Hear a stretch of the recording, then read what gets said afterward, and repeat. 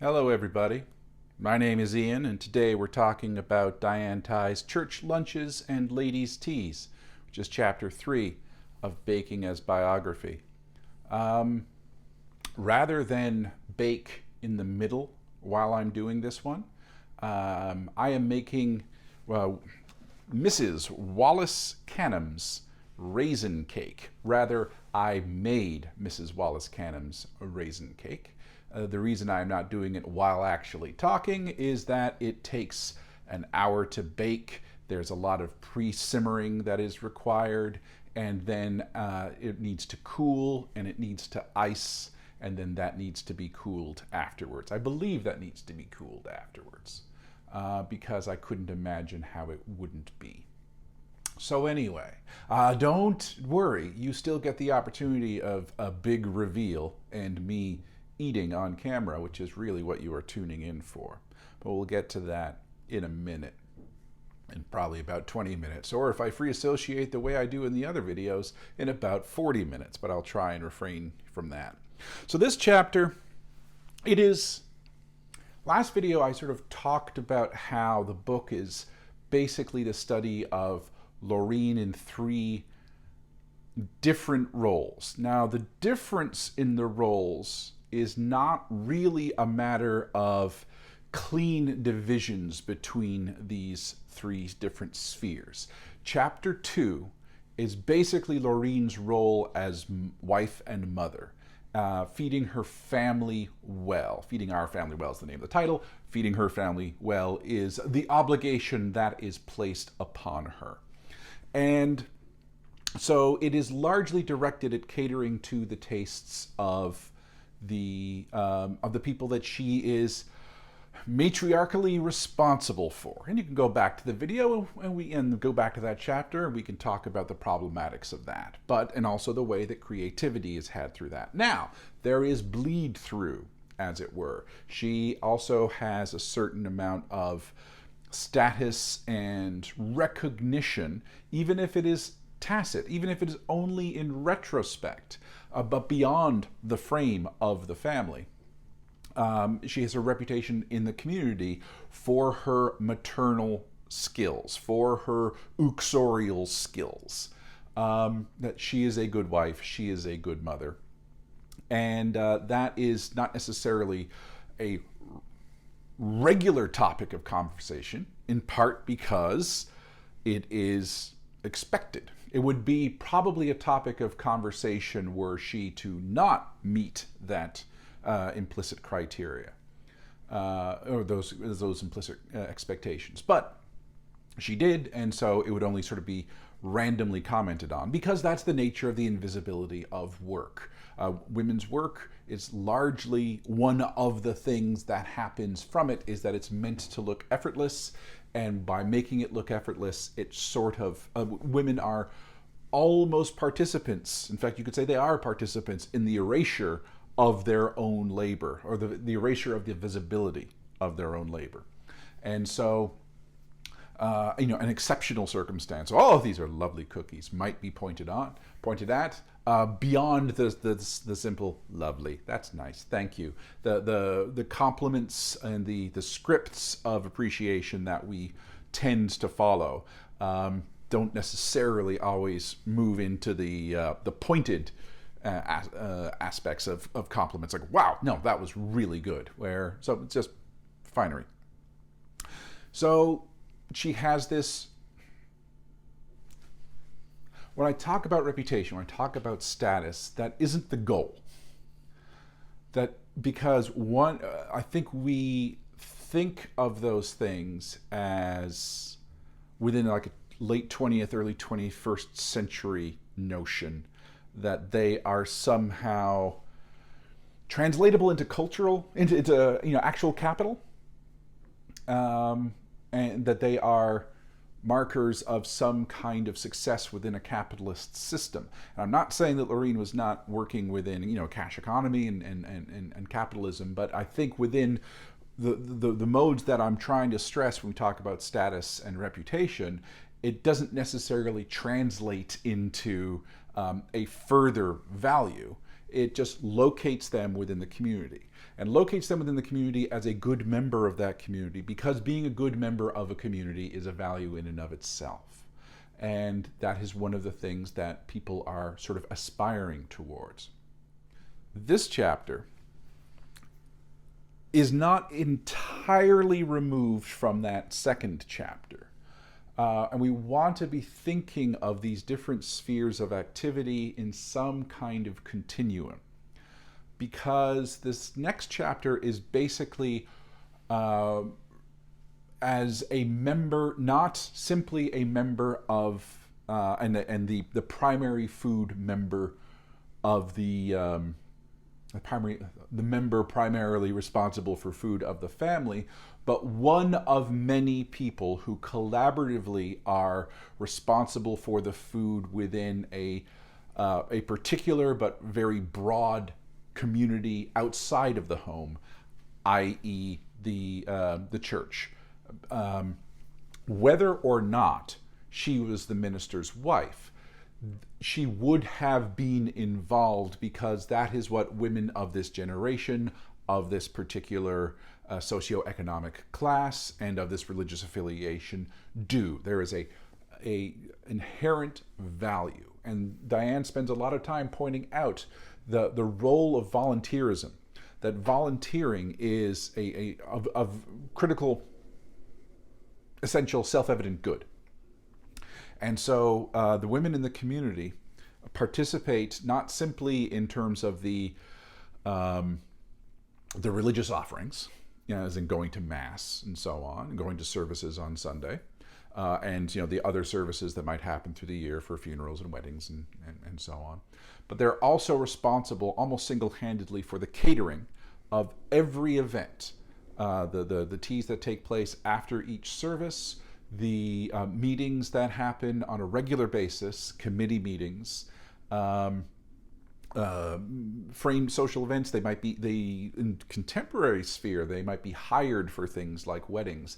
I didn't quite get that sense, but there was presumably some reciprocating process of the food that was prepared by this group might sometimes be paid for, but really the proceeds of that would be going towards the church. So the food becomes part of the fundraising operations. And Diane is also clearly giving out the history, not simply of the United Church in Canada, but throughout North America, of how much the church is sustained by the efforts of the women involved, and their labor being unpaid and their contributions being unreciprocated in terms of providing cans of meat for sandwiches.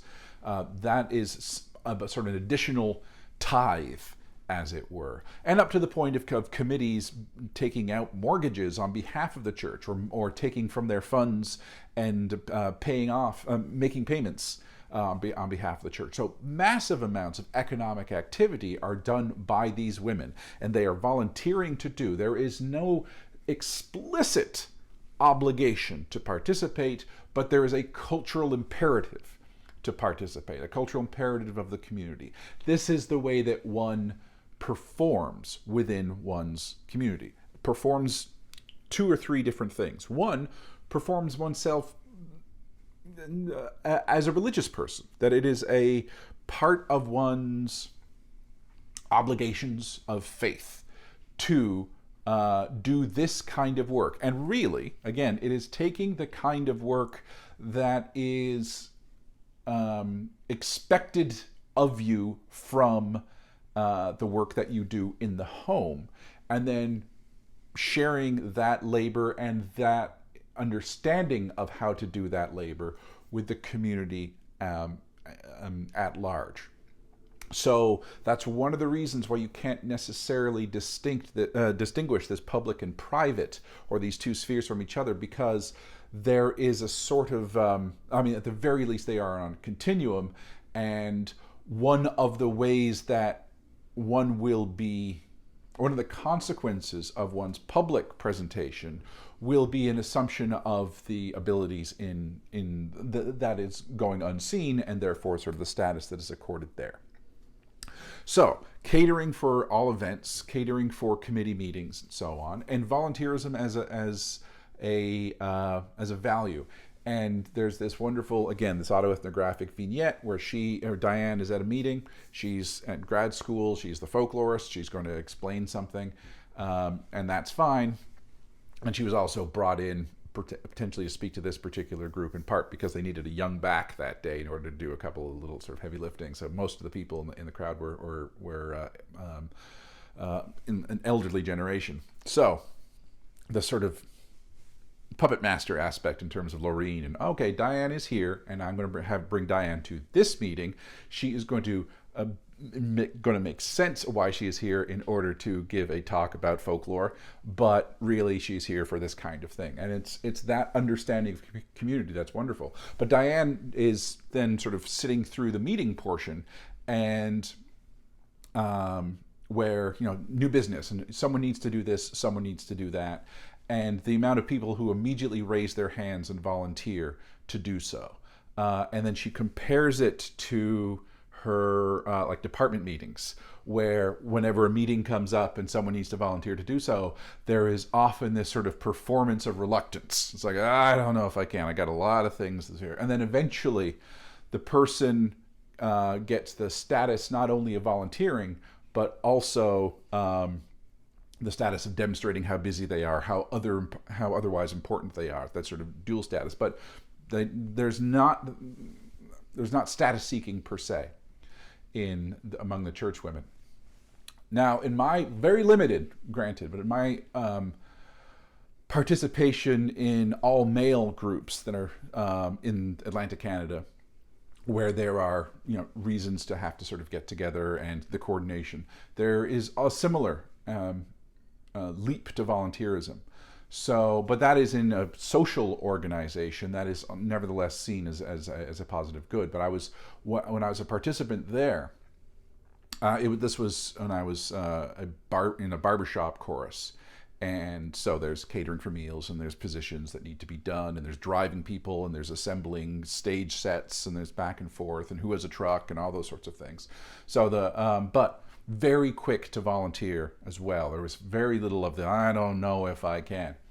And I think this has to do with I think there's a dynamic that we could throw in here in terms of what Robert Stebbins calls serious leisure, in that but it's also marked by when one's identity is as much about one's service organizations or one's leisure activities as it is by one's occupation. There is something there. And so I do want to both take Diane's idea of volunteerism as, at least of the women of this generation, of this region, as an inherent value, an inherent display. But it's a display of non-display. Yep, I'll do that. Yep. It is, I don't think it's exclusive. And I just like to figure that out a little bit. Anyway, so, but one of the things that Diane notes from her brother Mark is that Mark even had a name for the kind of foods that Loreen would produce. And they were church foods, United Church menu. And the foods that she produced for these meetings were different, expressly different from the foods at home. Now, when going through the recipes, and this is all predicated on Diane having a copy of her grandmother's cookbook and then her mother's copy of the time-tested recipes cookbook, tested sweet recipes cookbook that the church in Parsborough put together when Henry was minister, when Loreen was there. Loreen's recipes are included. Henry was running the Gestetner. And just a thing about audiences, I think one missing footnote that historians will really require is what the Gestetner was, because I haven't seen a Gestetner in operation since 1990. I graduated high school in 1991, and there were still Gestetner things there. I went to university starting in 92, and that institution had moved to photocopies. So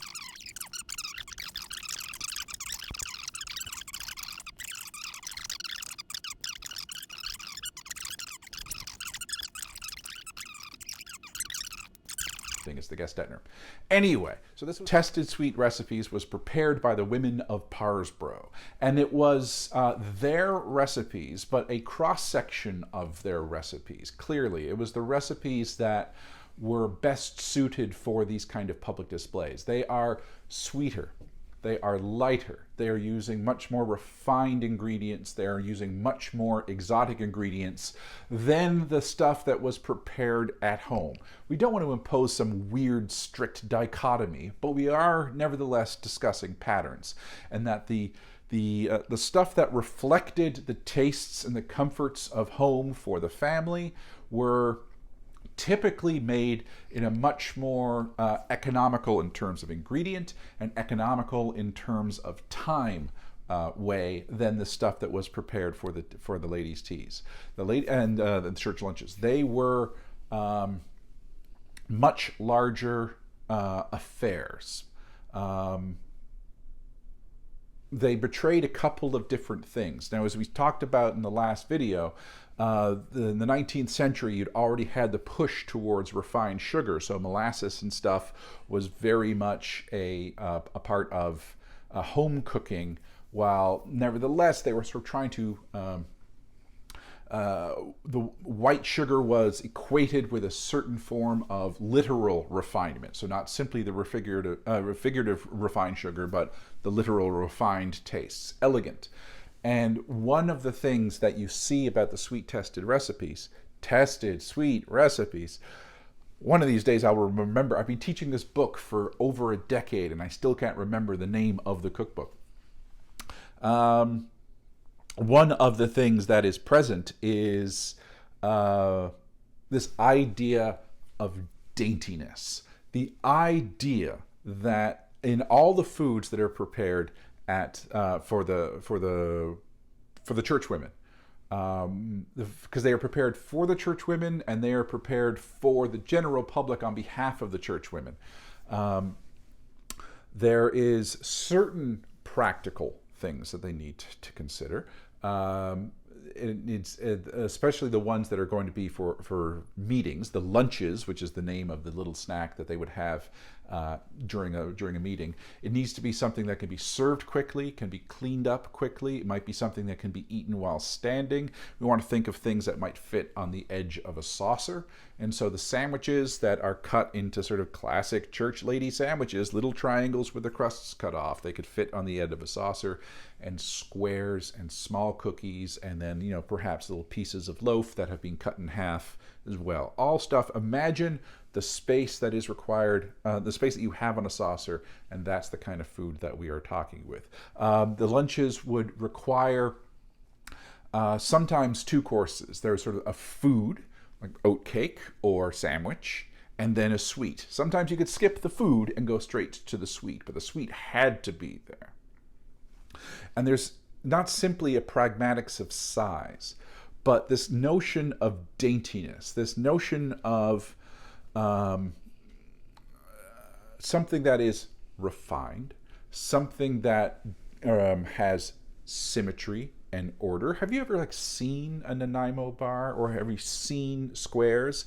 And they are cut with regular and remarkable efficiency. They are ordered. I mean, even you could probably do a deep semiotic analysis of squares in terms of that they do have sort of layers. They are not they are not homogeneous. They're different from the oat cake, the undifferentiated mass. They build upon each other.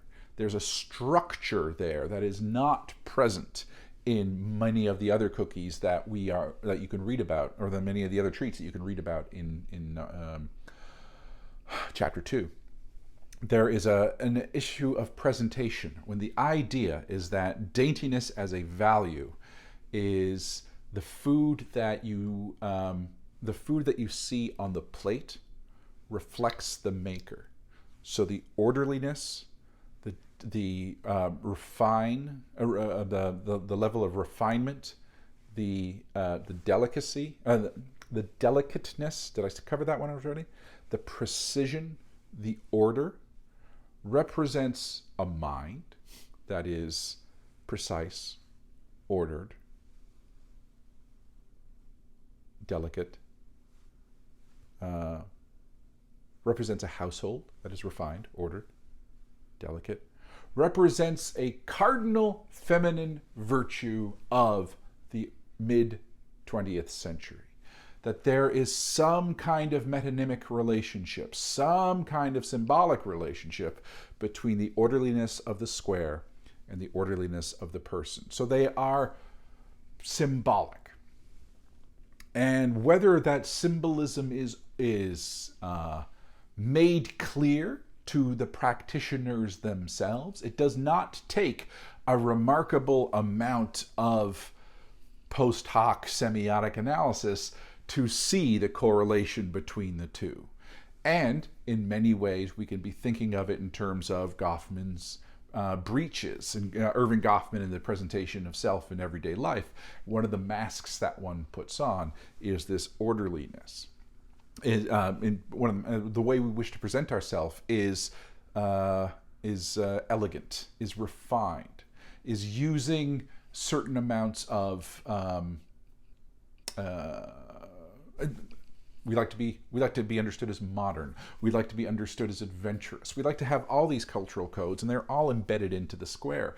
Daintiness is one of them, and a critical one, because we will see what happens. She makes a note in terms of a joint quilting project there, where everyone was invited to participate in the quilting, and then younger quilters and older quilters sometimes had their stitches taken out because either they were unskilled or had lost the coordination to do the precision that the sort of critical mass of gatekeepers of the quality of the quilt would do. So they were very enthusiastic about the contributions that were made, and then they were immediately undone in order to have the regularity and the precision that was required. Because this quilt is going to represent everybody, and that's going to represent me. So it's going to meet my standards, so it goes.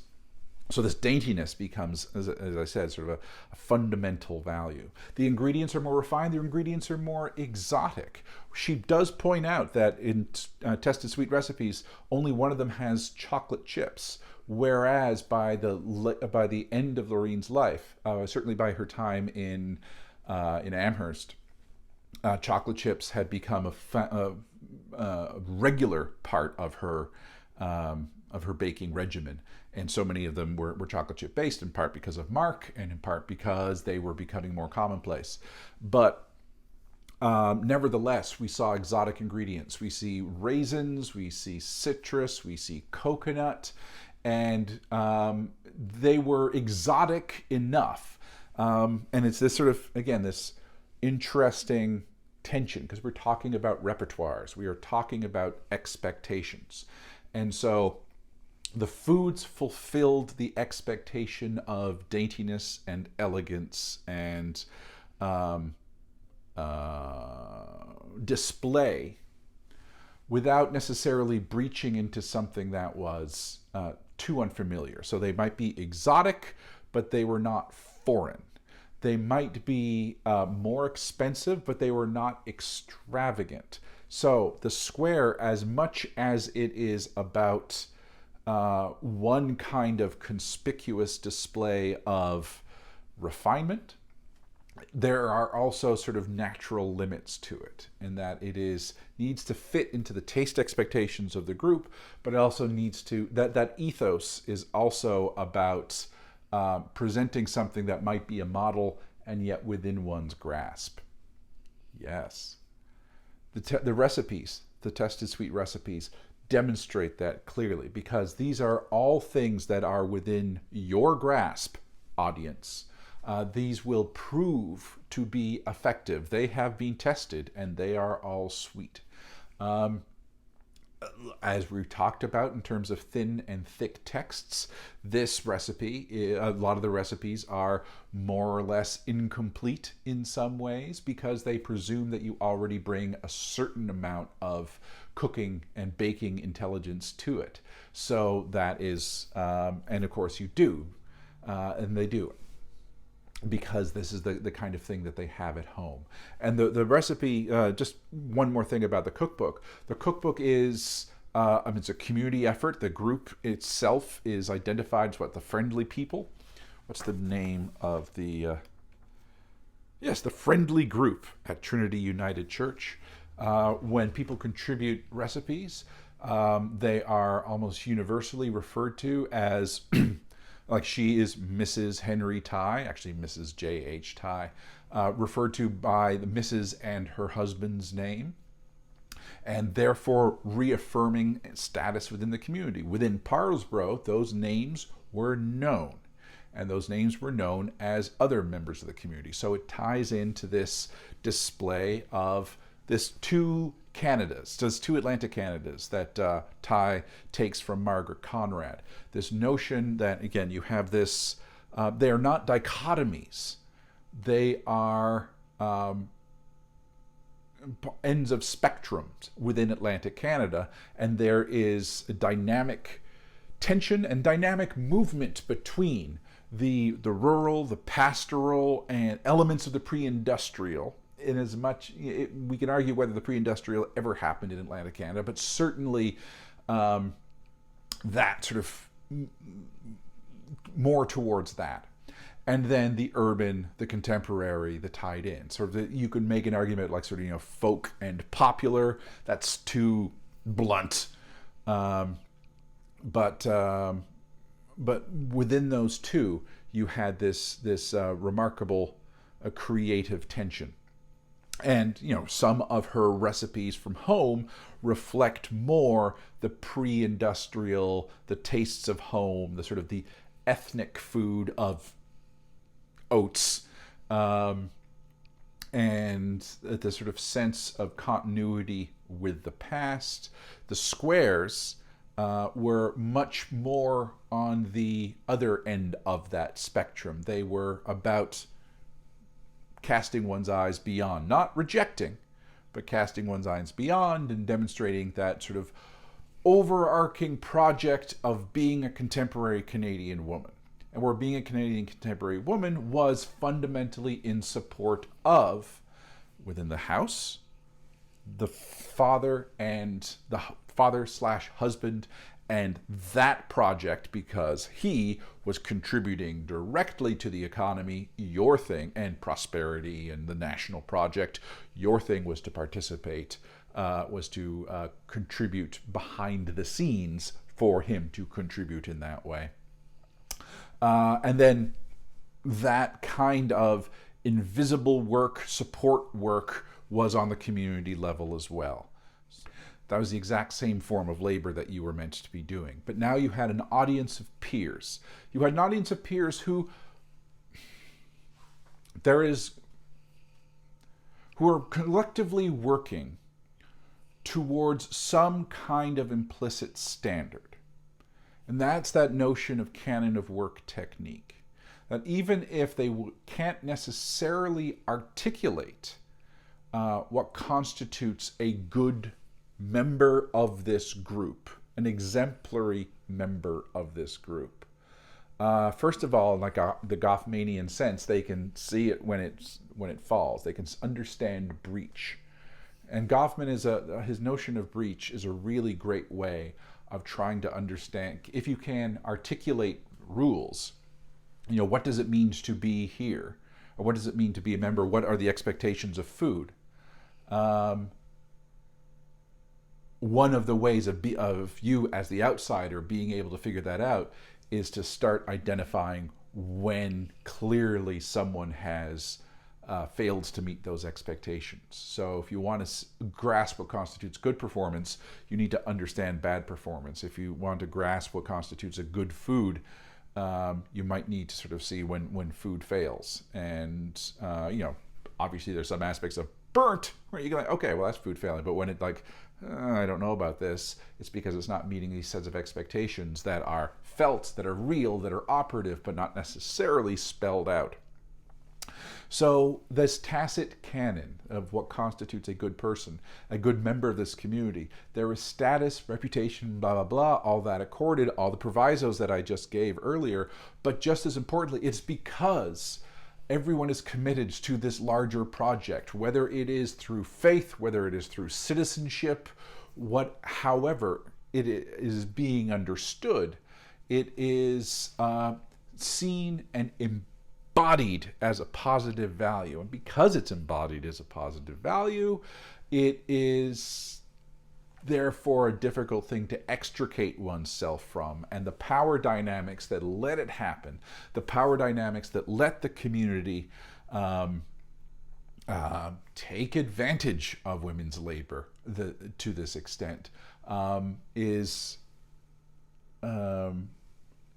it's difficult to extricate oneself from that, because we sort of all imagine this to be a positive good. And we see this again in the sort of I want to say Jennifer Dutch, sorry. Now I don't know about Jennifer, but Dutch's idea of sort of one of the Jeremiads of the contemporary food discourse is about like the death of traditional foods. And you will sometimes see this in terms of how certain things of the past have disappeared, and often, of course, blaming millennials because millennials don't know how to do this sort of thing. But many of the infrastructures in which things like traditional crafts, traditional food were encouraged and taught were associated with these systems of oppression. I'll use the word oppression. These systems of at least the exploiting women's labor, and that in order to be a good person, you need to have this particular skill set. That eventually it's like, you know what, maybe that's the case, because this is also what causes these shifts. And maybe that's the case. I'm willing to accept that, and I'm willing to also see that I might never be able to live up to that ideal because I'm not able to learn those things because I now live in a rapacious capitalist economy, and I don't have time for that. And then by the time maybe I can achieve a certain level of status and leisure that I can then try and go back to that, I actually don't have that memory. I don't have that training. And now when I am learning it, I'm learning it through the way I know how, which is through online classes and capitalist enterprises and so on. And then you can make fun of me for doing that. And so it's a no-win situation. Anyway, I was a high horse. But yes, so much of this is a display of femininity. The foods are elegant. The foods have new ingredients. The foods have structures to them. There's also the same qualities of abundance and variety that are present in the in the home expectation, again in terms of repertoires and meeting expectations, while also where one of the expectations is the expectation of surprise. Wow, that's a good thought. Okay, sorry. One of the expectations is the expectations of surprise, or the expectations of being at least happily reminded of a thing that was perhaps in play.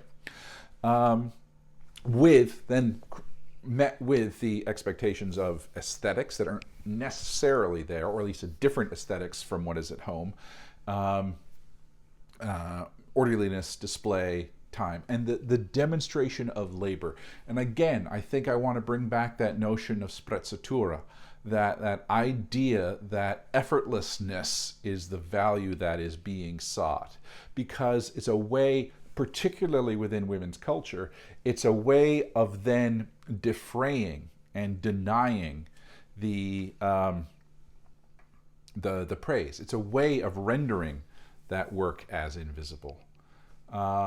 Because you want to, and then it weirdly reinforces it. The sprezzatura of baking. It's a really interesting, the sprezzatura of domestic home. Now, it's a strange thing, this notion, because you are drawing attention to the idea of, because it's meant to almost be wondrous. The concept of sprezzatura is meant to be that you are so nonchalant about something that genuinely, clearly requires a huge amount of skill. It's just like, oh, what, this? And you just go, boo. It's sometimes what disinvoltura is how it's done Sprezzatura is basically how it is done on the verbal level, and disinvoltura is how it is done on movement. So like people who like are Gregory Hines or Fred Astaire or Martha Graham, but maybe not quite Martha Graham, but someone who makes dance look effortless. And it's that idea of grace. And I think that there is something there. Giovanna del Negro talks about it in terms of the promenade that happens in Italy, where basically people just get up, get dressed in the most amazing looking clothes and know how amazing they look, and are basically strutting back and down the street. The passeggiata, I think that's the term. And but I mean, one of the looks is to look like, I just threw this on. This is, I practically woke up. Don't look at me, I'm hideous. When you are drop dead gorgeous, and it's that strange, it's a form of display of, it's the display of knowing that one is on display without in any way trying to concede that knowing that has led you to alter your behavior. Yeah. So in this article, in this chapter, she is everything that is that can be said for the women in the community is doubly so for Loreen, because the role of minister's wife, again, these expectations might be placed on every woman, but doubly so for Henry, because of Henry. She has to be on all the church committee meetings. She has to go to more or less every event and is expected to volunteer in terms of her work, volunteer in terms of her food production ahead of time, bringing food and so on. She's also expected to entertain, and often entertain on a moment's notice. As people are likely to drop by, because the minister's house is a sort of a semi-private place. It is obviously there are there are expectations of personal privacy, but for the most part it is understood as not simply on an economic basis, but is understood as an extension of the public spaces of the church. And so he brings people into the home, and they are going to be entertained. Again, for cost-effective reasons, when someone comes in from out of town, when Henry is working at Amherst, when I guess he's in Sackville, but when they're living in Amherst, and he is doing the more administrative side of the United Church, he doesn't have his own ministry at that particular moment, doesn't have his own diocese. Nevertheless, he's administrator, and people come in from out of town and he needs to entertain them, and he entertains them at home. So that didn't let up. There was a little bit less. And again, a point that we talked about in the first semester, point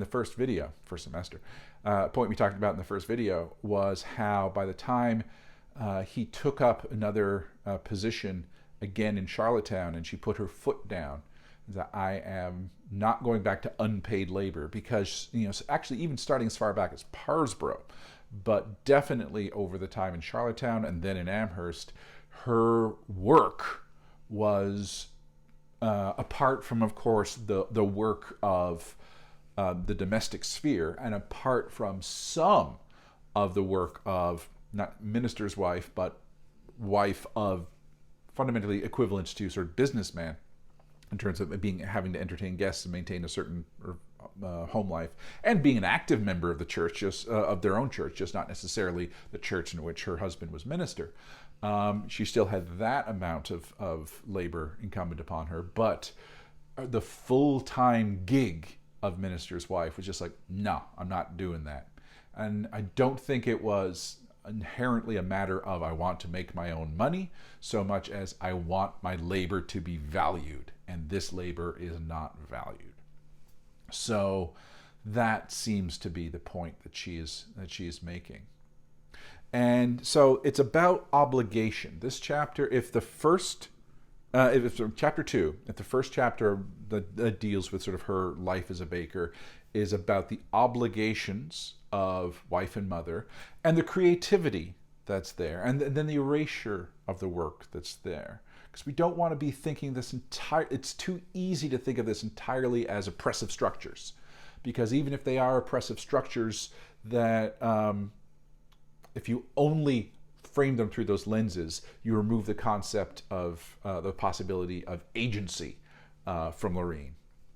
And from all women in this particular situation. So it's not that you throw away that argument of oppressiveness, but if you only have that as your single lens, then you are actually doing a similar disservice to the lives of women. So bringing that in, where was I going with this? If that was what happened in the home, this is what happened in the community. The sense of obligation, this obligation that might be reinforced by patriarchy, it might be reinforced by the church, and not necessarily in terms of the specific edicts of the United Church, but this idea, this overarching idea of this is how one does piety, that this is how one communicates, this is how you do service. And that service is a moral act, a religious act, and good Christian women do this. And yeah, that's an awful lot of pressure, because one doesn't want to not be a good Christian woman within this particular segment of society at this particular historical moment. So. But there's agency, there's possibility, and there's creativity, and there's fulfillment. I mean, even if she grew tired of it, there's a certain amount of fulfillment that is there, because there is that recognition that one is not simply that one is doing something good, because it isn't like, oh, it's all worth it in the end, because that's a little bit too pat. But the recognition that there is something. That one's labor is occasionally recognized, that one's creativity is occasionally recognized, that one's contribution is occasionally recognized, that one is a member of good standing in this community. Because community is a value. And community is not a value for merely instrumental terms, but it's because community is one of the ways that we actually build identity. And I am among people. This is where I am. Now, this is where I am is part of the this is where I am. So it is not an erasure of the self, but it is a contextualizing of the self. It doesn't mean can't be problematic. It doesn't mean that there's not critiques that one can have of it. Speaking of critiques, let's try the raisin cake.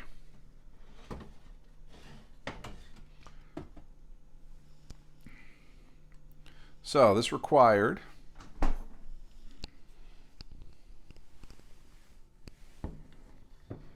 there we go. So this required the simmering, move it nice and center, simmering of raisins for about 20 minutes and just enough water to produce half a cup of raisin juice. Then it's butter this time, and not shortening. Butter and flour and egg and butter and sugar and egg, and cream that, and then add the sugar and add a couple of different spices, and then eventually add the raisins. Bake for an hour. So, again, much longer than the 8 minutes or the 15 minutes for cookies and oatcakes. And take out of oven. That's probably a fairly obvious one. I let it cool, and the instructions say ice with almond butter.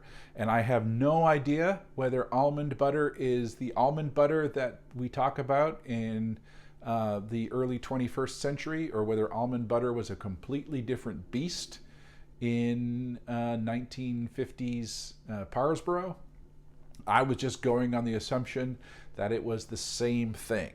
And they didn't have smooth, they only had chunky.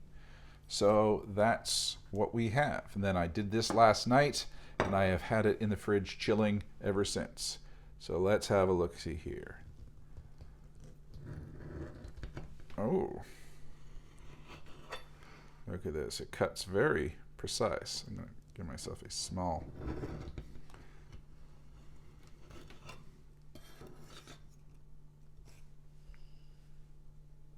There we go. Okay. So it's not quite as raisiny as I thought it would be going in. I use golden raisins. I have no idea what kind of raisins would have been the norm, but they're big old fat raisins. There we go. Give Bulk Barn a plug. Yeah, look at those. Maybe those are the wrong ones. I don't know. Now, let's see. One of the things about making this is that I don't really like raisins that much. So I might, even if this is effectively done, I might not be tempted to eat an entire raisin cake.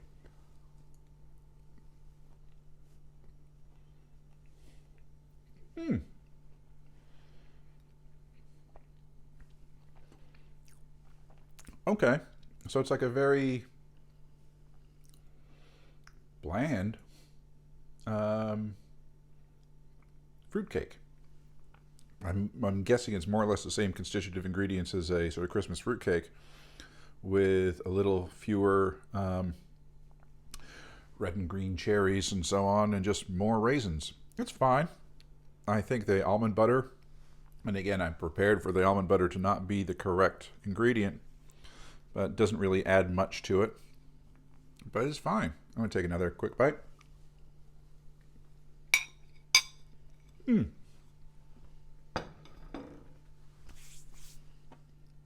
Another triumph.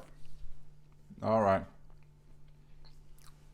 If I have almond butter in my mustache, you're not allowed to make fun of me or turn this into a TikTok that all the kids are doing these days. So I talked about agency, and I talked about what happens when we consider these sort of oppressive regimes. And that's going to segue into the next chapter. As she says at the very end of the chapter, the overlapping of my mother's workplace and home meant that this more refined way of baking merged with, and to some extent eventually replaced, the coarser rural foods Mom used to nurture her family.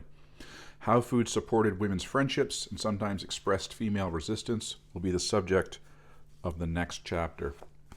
Just as an aside, one of the things I like about Diane is the way that the end of the chapters and the beginning of the chapters tell you exactly what's going on. They are perfect segues. The end of the chapter, it's like, I'm done talking about this. Guess what I'm talking about next? And then you read the beginning of the next chapter, and it's like, yeah, that's right. Remember when I told you I was going to talk about this? That's what I was just talking about. Now I'm talking about this. When I was writing my dissertation, she gave this basically perfect piece of advice. So if you ever need to write a book, like Bacon's biography or dissertation, you need to know exactly what your book is about in a sentence, and every chapter should begin with that sentence. That this book is about ba ba ba ba ba, and then this chapter is about ba ba ba ba ba. That'll erase. You'll get rid of that when you are done, but every time you look at that chapter, it's like, yes, this is what this chapter basically needs to accomplish. It's a bit of a writing tip from me via Diane Tai to you, my best friends, for whom I wish nothing but the best. My name is Ian. We have been talking about church lunches and ladies' teas, chapter 3 of Diane Tai's perfect book, Baking as Biography. I wish you nothing but the best. Be well and eat well, and I will see you soon. Bye-bye.